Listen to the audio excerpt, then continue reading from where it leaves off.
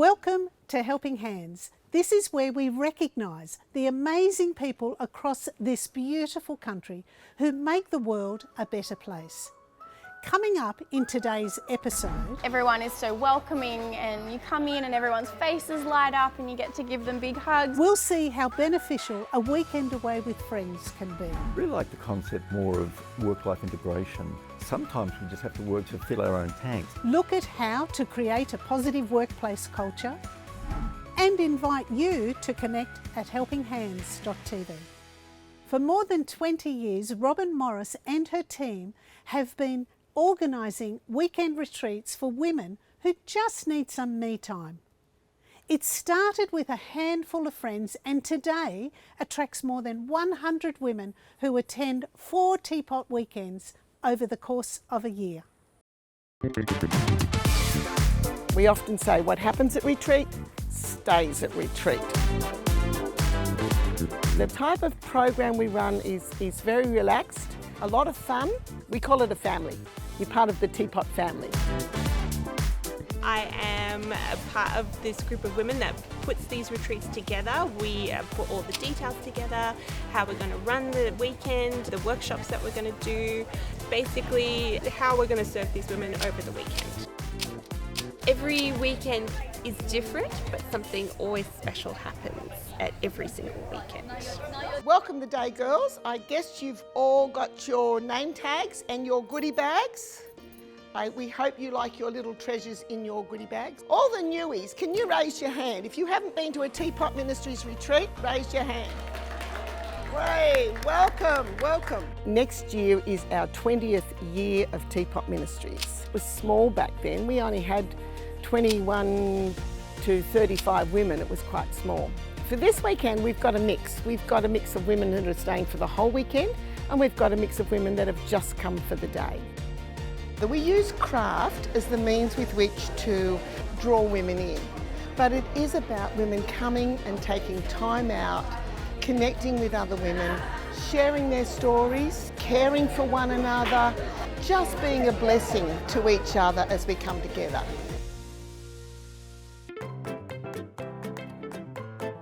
My role actually is a gopher. There's 3 fellas and about 40 women. I'm here for putting tables up, just basically running around being a helping hand. Plan A, well, it's so far back I can't remember. This is my darling wife Dulcie. This is Plan C. Plan A, Plan B didn't work, but I know Plan C definitely is going to work.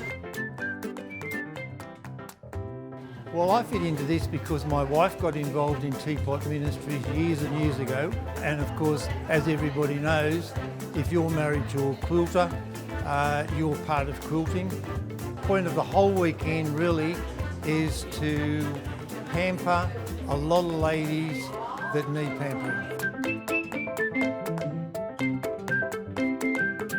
All right, ladies, can I have your attention, please? Excuse me, male, you are not meant to be in this room. Would you please depart? Thank you. This is our community room over here for this weekend. These are our weekend ladies and they're all sewing. And we've got a mix of ladies here. We've got some new young women. It's their first weekend. And up the back end where they're doing a project, we've got women that have been with us for 10 plus years. On this side are all our day visitors today. So these women are working on crafts that they don't have to have a sewing machine for. So we've got there's about 4 crafts happening there. Back corner there is our charity corner. So I've got women up there making blocks, putting them together. Some are cutting, some are sewing, and some are ironing. What goes on up in that corner will be what goes out to one of the charities that we bless.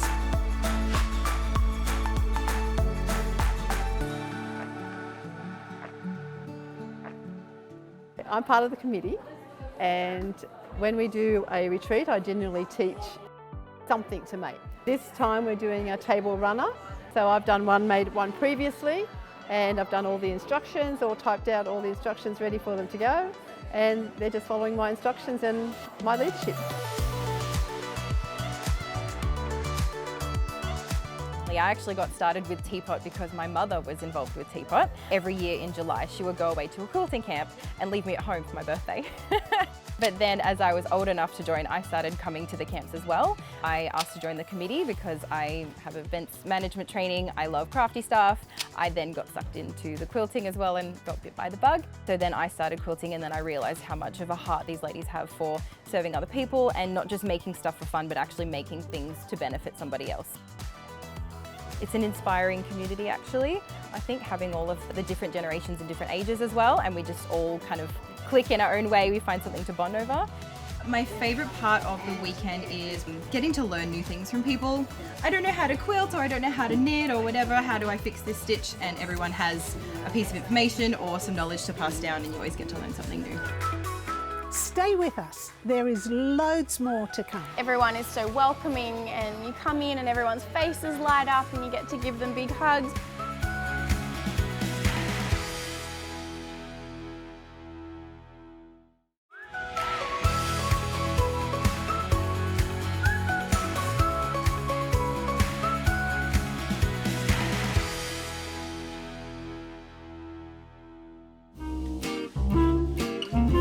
Is this any good?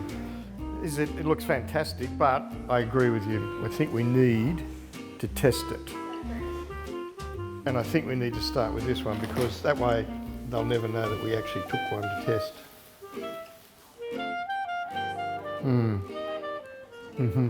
All right. Okay, morning tea time. Time to go and get a cuppa, because it's time to chat, time to get together, time to be connecting with one another. We have been running 3 retreats currently throughout a year. We have one up on the Central Coast at Rathmines. We have one, and probably the main one that we do is at Kaya Ridge, which is at Tarmore. And then we've got this one here at Castlereagh. So one's in March, one's in July, and one's October, November. One of the ladies here is in her 80s, and a lot of the younger ladies are in their mid to late 30s and 40s. So we cover that range. We do make it just women. We would like to do some mother-daughter retreats, but these ones are specifically for women, so they can just unwind and get away from the kids and all of that, and yeah, just have a great downtime.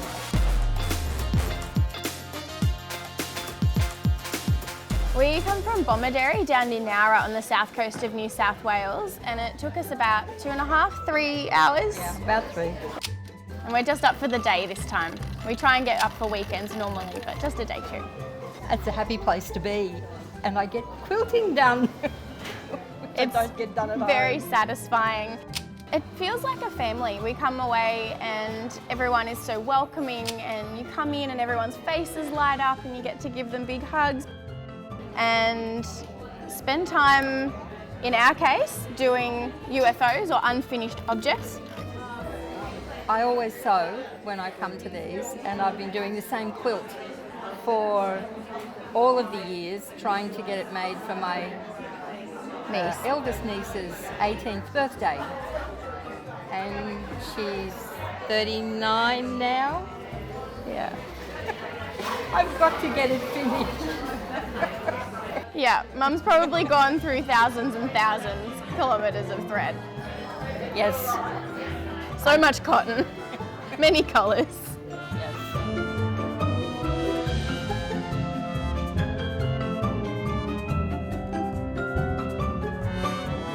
If someone my age was thinking of coming, I would just encourage them to come for the camaraderie, for the friendship. You can hear going on around us, all the chit-chat, the laughter. It's just a beautiful environment to be in. Coming from a culture where we're almost glued to our devices, be it our iPads, our phones or our computers, that when you come away, devices that we're attached to are our sewing machines or using our hands. And while you're doing that, you can still be connecting with other people. You can have really great chats, you can have deep and meaningfuls, you can share jokes, you can have laughter.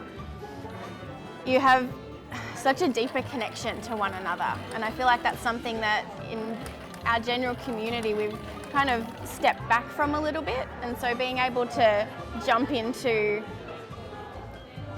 a cosy, warm weekend where we all just get to enjoy one another's company, delicious food and the satisfaction of creating. It's just a joy.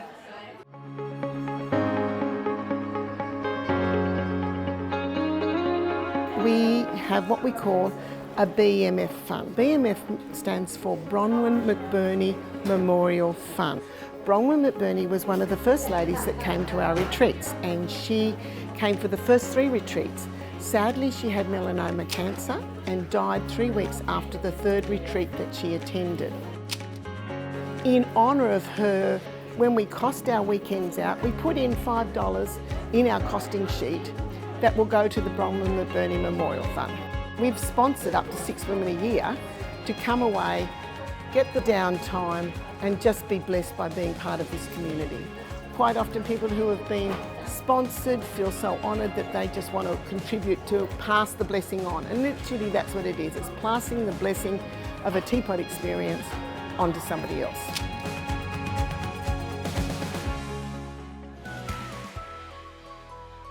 If you are a helping hand or would like to see a helping hand from your local community featured on this program, visit our website and be in touch.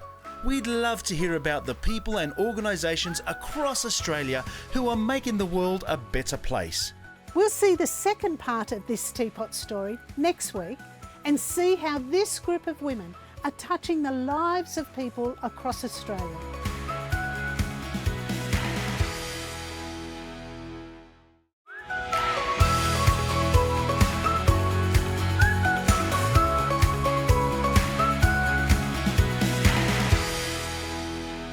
Welcome back to Helping Hands, the television program about the people who make the world a better place. Many of us spend large amounts of time at work, and we spend more time interacting with our colleagues than we do with our family and friends. Having a healthy workplace culture can impact so many areas of our lives. And joining Laura Bennett in the studio to discuss this is Amanda Rose, Graham Cowan and Justine Toe. Hello, thank you so much for joining us. On the panel today we have Graham Cowan, resilience author and founding director of Are You OK? We have Amanda Rose, the founding director of Western Sydney Women, and Justine Toe, a senior fellow at the Centre for Public Christianity. Thank you so much for joining us. Thank you. Amanda, what is a healthy workplace culture? What does that look like?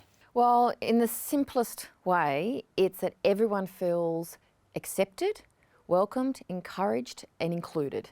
So if you have, you have diversity in your team, which is really important and you should if you're not already, but every single person needs to feel that their individual needs, their skills, their abilities, their goals is encouraged, is enhanced, is resourced as well, that we don't favour anyone in particular. So a lot of leaders might favour people who have similar personalities to them and that other people feel left out.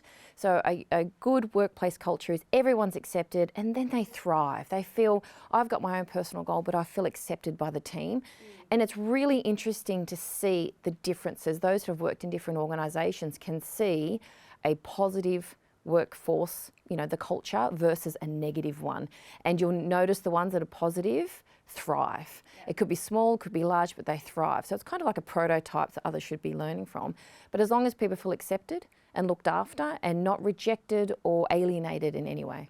It's a very ideal picture and one I think a lot of us want to work in and hopefully that business leaders want to create. If you think of treat others how you like to be treated, sorted. You've got yourself a very good workplace culture. Yeah, and what kind of role, Graham, does work-life balance play into something like that? I mean, in recent years, a lot of us will have been rethinking our work-life balance. How does that balance facilitate a healthy workplace? I don't like the term work-life balance because it implies that life is good, work is bad. But for many people, work can be a very significant part of their well-being. And so I really like the concept more of work-life integration. And what that means is that sometimes we just have to work very, very difficult to complete a project or get something happening on time. Yeah. Other times we need to fill our own tanks, so we take time out to refuel ourselves. So yeah, I really think that ultimately you need to look at that balance, if you want to use that word, over a week and work out that you do have time for your work to do great work, You have time for yourself, time for your family and friends. And the integration concept, that's a really great way to look at it. And I know for each of us, we will have personal passions outside of what we do professionally. You hope the two of them do link up in some way.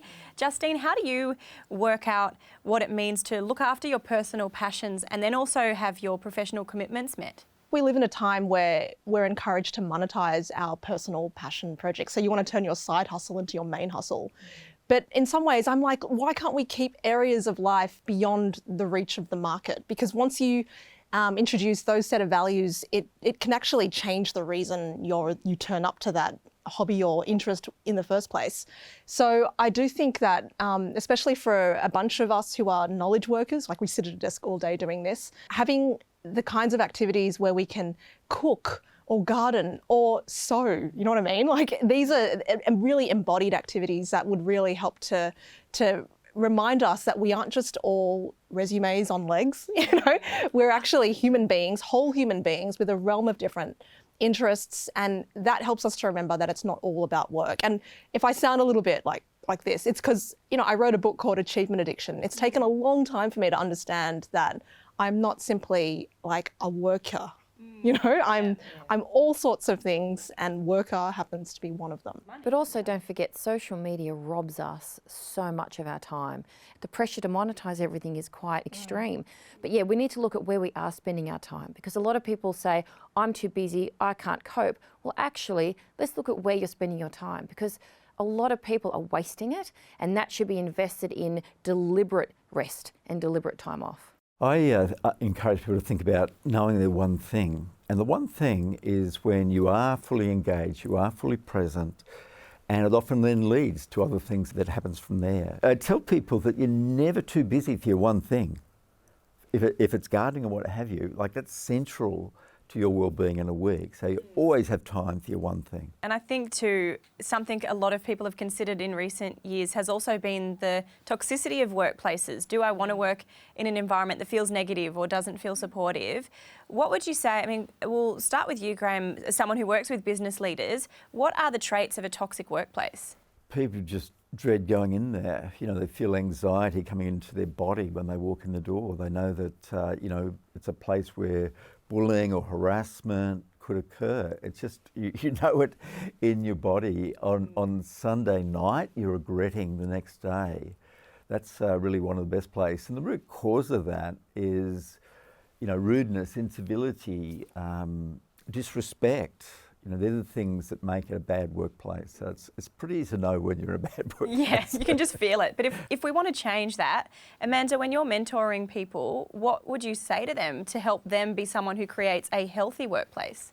I try not to put too much pressure on the actual individual to change an entire workplace, because that is quite an extreme ask. However, I do help them manage up. Sometimes they need to lead from below, so they can be an example to their manager and so forth. However, I also encourage people to always be looking for other opportunities to leave. So, you know, don't quit a job and panic, you know, so I can't handle it until we find another one, but take your time, because you might find another position elsewhere that is aligned to your beliefs, your values, your goals and so forth. So trying to change it yourself. You can lead by example within the organisation regardless of what level you're at. If you can, go for it, but if not, find somewhere else. Justine, would you add anything to that? If a leader can have a self-awareness around how what they say sounds like to other people, particularly at different levels of the organisation, and then not just has that self-awareness, but, you know, understands what they're there to do, right? Which is not just to bolster themselves, but to lift up people at all levels of the organisation. I think that creates a healthier workplace. It's not a guarantee, of course. But yeah, so a leader that understands what it's like to be the people who are having to implement the policies that are coming from the top. Yeah, we all need a moment of self-reflection by the sounds of it. Thank you all so much for your contributions. Really appreciate it. Thank you. And thank you so much for watching. If there's a topic that you'd like to see discussed on Helping Hands, visit our website and be in touch. We love talking about the things that make the world a better place. What does a healthy workplace culture look like for you? And is there room for improvement in your workplace?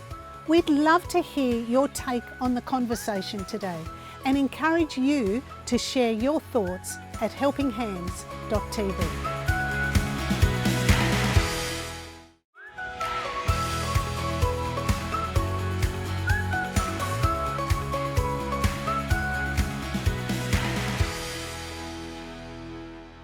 I hope you enjoyed this episode today as much as I did and found it beneficial. Taking time to rest and spend time with family and friends is important for our emotional and mental well-being, and creating a healthy workplace environment often filters through to all areas of our lives. Let us know about the Helping Hands in your local community at helpinghands.tv. Send a photo or a short video and tell us about your local heroes in 25 words or less. Visit our website for more on Helping Hands. Next week, we'll see the second part of the teapot story, seeing how generosity breeds generosity and all for the greater good. Thank you to Amanda Rose, Graham Cowan and Justine Toe for joining Laura Bennett today, and thanks also to you. See you again soon.